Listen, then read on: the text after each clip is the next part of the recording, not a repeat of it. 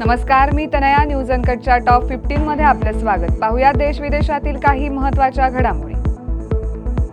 पंतप्रधान नरेंद्र मोदी यांनी आज पश्चिम बंगालमधील अलीपुरद्वार जिल्ह्यातील अलीपुरद्वार परेड ग्राउंड येथे शहर आधारित गॅस वितरण प्रकल्पाची पायाभरणी केली आहे. 1017 कोटी रुपयांच्या या प्रकल्पाचा पश्चिम बंगालमधील अलीपुरद्वार आणि कुचबिहार जिल्ह्यातील लोकांना फायदा होणार आहे.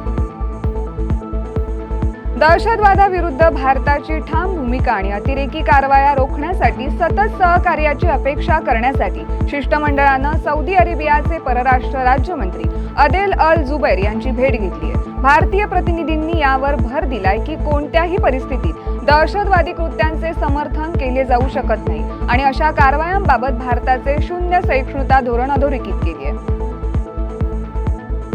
अवकाश आणि तंत्रज्ञान क्षेत्रातील अब्जाधीश एलोन मस्क यांनी सरकारी कार्यक्षमता विभागाच्या प्रमुख पदाचा कार्यकाळ संपल्याची घोषणा केली आहे. त्यांनी अमेरिकेचे अध्यक्ष डोनाल्ड ट्रम्प यांचे अनावश्यक खर्च कमी करण्याची संधी दिल्याबद्दल आभार मानले.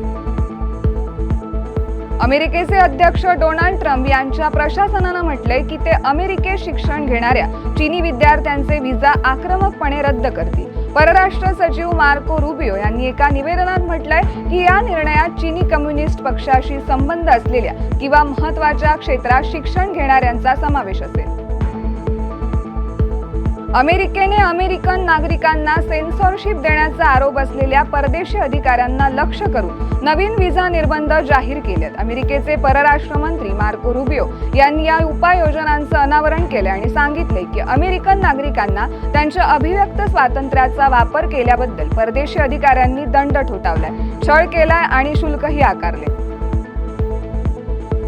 श्रीलंकेनं यावर्षी आंतरराष्ट्रीय पर्यटकांच्या आगमनात 10 लाखांचा टप्पा ओलांडलाय, जो गेल्या वर्षीच्या तुलनेत जवळजवळ 1 महिना आधीच आहे. श्रीलंका पर्यटन विकास प्राधिकरणाच्या तात्पुरत्या आकडेवारीनुसार 1 जानेवारी ते 25 मे दरम्यान 1,06,097 पर्यटकांची नोंद झाली आहे.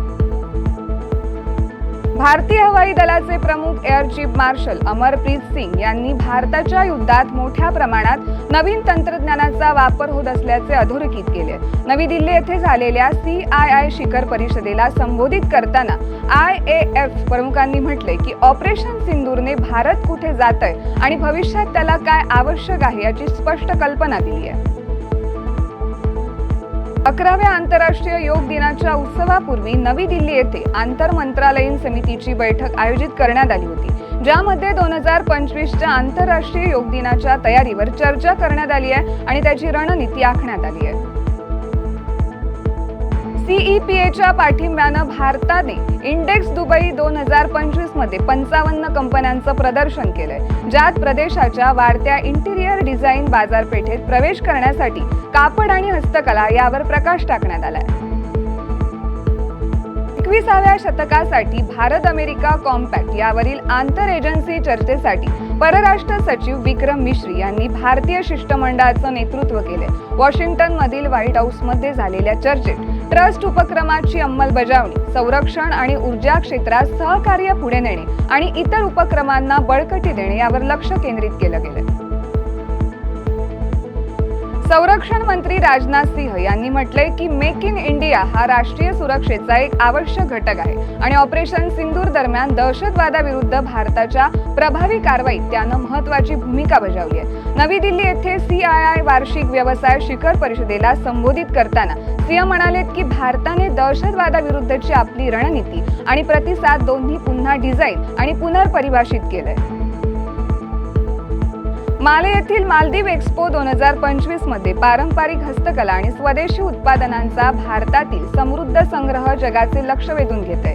31 मे पर्यंत चालणाऱ्या या कार्यक्रमाचं उद्घाटन मालदीवचे अध्यक्ष डॉक्टर मोहम्मद मुइझू यांच्या हस्ते झालंय आणि भारत सरकारच्या वन डिस्ट्रिक्ट वन प्रोजेक्ट उपक्रमांतर्गत यामध्ये भारतीयांची उत्साही उपस्थिती दिसून आली आहे.